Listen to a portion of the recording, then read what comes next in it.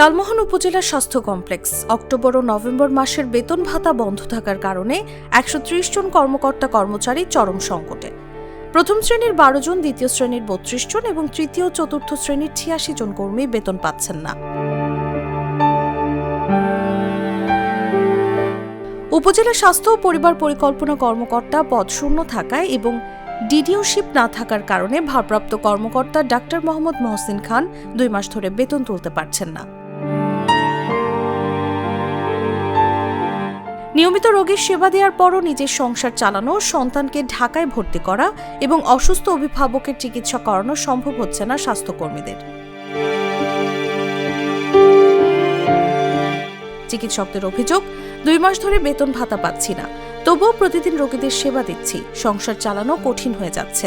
বিগত ২ মাস ধরে আমাদের কোনো বেতন ভাতা বিল আমরা কিছুই পাইতেছি না, কিন্তু আমরা আমাদের সেবা বন্ধ রাখি নাই। আমরা দিনরাত ২৪ ঘন্টা রোগীদের সেবা দিয়ে যাচ্ছি এবং অক্লান্ত পরিশ্রম করে যাচ্ছি।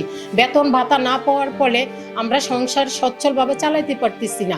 যেমন ডিসেম্বর মাস আমার বাচ্চার ঢাকা এডমিশন টেস্ট আমি বেতনের জন্য আর্থিক সংকটের কারণে আমার বাচ্চার এডমিশন টেস্ট আমি দেওয়াতে পারতেছি না। আমার বাবা অসুস্থ, বেতন ভাতা বন্ধ থাকার কারণে আমি আমার বাবার চিকিৎসা খরচও চালাইতে পারতেছি না।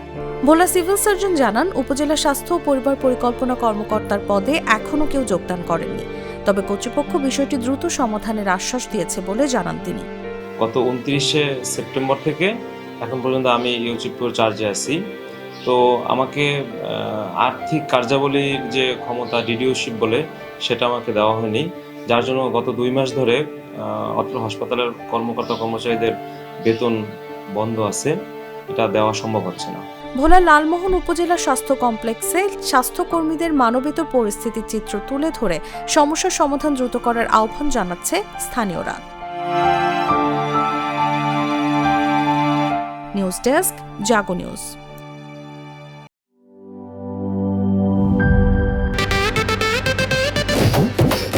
একটা ড্রিঙ্কও আমারে দিবা?